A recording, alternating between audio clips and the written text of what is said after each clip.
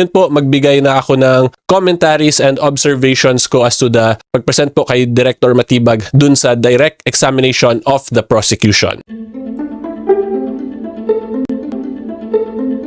Okay, so as to the direct examination, ang nag-present po kay Attorney Matibag, kay Director Matibag, is si Lead Prosecutor Congresswoman Luistro. So, ang una ko pong masasabi talaga dito ay makikita natin yung political side din talaga ng being is because of the manner, yung way po ng question yung question and answer, yung paraan po ng pag-question ni Congresswoman Luistro, yung way po nila pag-present ng mga videos ay, kung ako po tatanungin, posibleng maka-apekto sa political reputation and or political capital ng respondent. And doon natin makikita na may political angle because the respondent herself is also a politician, di ba? Si Vice President Sara Duterte. So aside from the legal side, ay kung ako lang po ang tatanungin ninyo, ang pansin ko po, ang observation ko, ay talagang gusto rin maatake ng prosecution yung political capital and or reputation na yon ni VP Sara Duterte. Kaya ako po, napansin ko, and I'm not sure kung kayo din po napansin ninyo, meron pong part dito sa direct examination na may video si Mayor Baste, tapos ipapakita yung video ni VP Sara, tapos tatanungin si Director Matibag in relation to that two videos, tapos paulit-ulit po nila piniplay yung video na yon.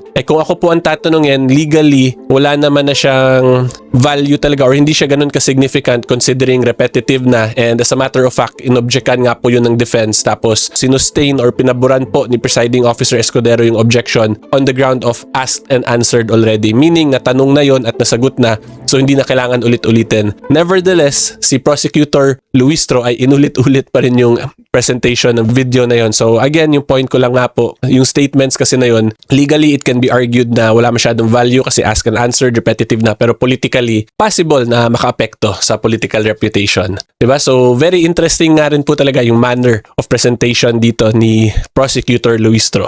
And then yung next na lang po na magandang maintindihan nyo dito, yung ganong way of questioning, yung ganong way pag-present, pag hindi po yun inobjekan ng kabilang party or ng defense, ay most likely papayagan yun ng, pero na-objectan yun siya ng defense, pero natanong na rin, na put out there na in public repeatedly, naging part of the records na. So, tingnan na lang natin kung ano yung maging apekto nun. Kung whether or not, bababa ba talaga si VP Sara sa surveys after all these side political attacks aside from the legal attacks or legal issues po na gusto i-present or i-address dito ng prosecution sa impeachment trial. So, regarding surveys po, ang alam ko may lumabas, it's either kanina lang or kahapon yung latest na survey results. And si VP Sara naman ay mataas pa rin yung ratings. So, pwede natin sabihin na so far yung mga nangyari sa impeachment trial ay hindi pa talaga nakaapekto sa political reputation or capital ni VP Sara. So, yan. Kaya siguro mas aggressive. Kung ako lang po tatanungin na, mukhang mas aggressive sila dito sa pag-present kay Director Matibag in relation dun sa political angle nga na presentation. So, maybe that is probably one way to address that kasi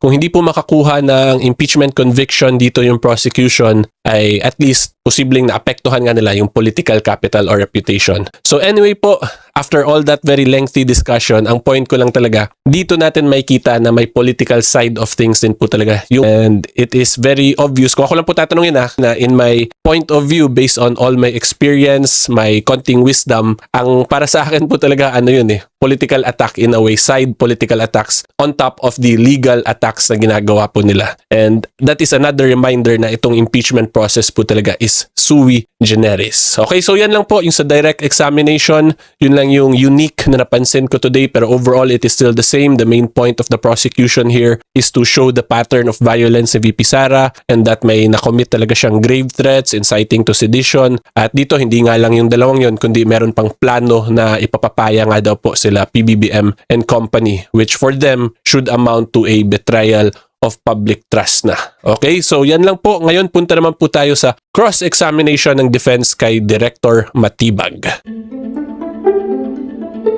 Okay, ngayon po, tuloy tayo sa discussion. Okay, so as to the defense, yung cross-examination pa rin po, yung main legal theory pa rin nila is the lack of personal knowledge ni Director Matibag dun sa pag-investigate nung dalawang alleged crimes of grave threat and inciting to sedition kasi hindi pa naman daw siya NBI director nung panahon na yon. At dito po sa part na itong naka-flash ngayon sa video, pinakita ni Attorney Vinluan na hindi pa yung signatory dito si Director Matibag sa mga subpoenas na to, which therefore enforces their legal theory na wala ngang personal knowledge si Director Matibag as to the investigation of those two alleged offenses committed by VP Sara Duterte. Okay, so again, main theory pa rin po, lack of personal knowledge. And then yung next po ay tinest din talaga nila yung credibility and impartiality ni Director Matibag. Binanggit pa nga po dito ng defense yung asawa ni Director Matibag kasi incumbent congresswoman din po siya sa Laguna. And then yung prosecution po dito was objecting repeatedly as to the questions in relation dun sa wife ni Director Matibag. Pero ang napansin ko po talaga personally based on the demeanor dito ng parties during the time na natatanong na yung wife niya, medyo nag-init po dito si Director Matibag kung ako po tatanungin ninyo kasi meron siyang mga sinabing statements na wala pang ang tanong pero siya na yung nanguna at nag-admit na siya. And then yung next po na interesting development sa cross-examination is yung pagsabi po ni Director Matibag na umattend siya dito sa hearing without a subpoena and it is via coordination daw po with the prosecution. And nakuha po yun ng defense kasi tinanong po yun ni Attorney Vinluan dito. And then sinabi rin po ni Attorney Matibag na he coordinated or he met with the prosecution prior to his being presented as a witness. So yun yung mga interesting dito na napalabas ni Attorney Vinluan during his cross-examination. And then yung next naman po na interesting din kung ako lang po tatanungin ninyo kasi may part po dito na si Director Matibag was explaining already na yung mga ginawa daw ni VP Sara is an impeachable offense which amounted to a betrayal of public trust. Tapos kung ako lang po tatanungin yung observations ko, meron din siyang mga remarks which are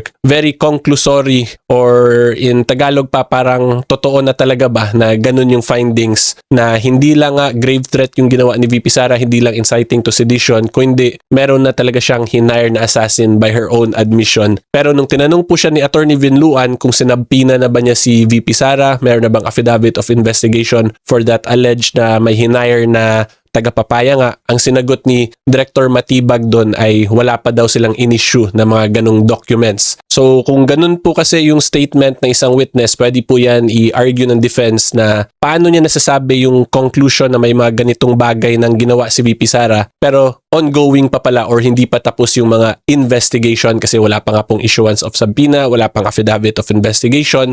So medyo ano lang po yun, kung ako tatanungin, it is favorable to the defense kasi it would now appear na the NBI director meron na siyang conclusion sa sarili niyang thinking pero hindi pa tapos yung investigation. So from there, bahala na po yung defense dyan kung paano nila gamitin yun, yung mga ganong statements si Director Matibag. But I'm just explaining po to all of you yung mga na-observe ko lang na mga interesting statements and or developments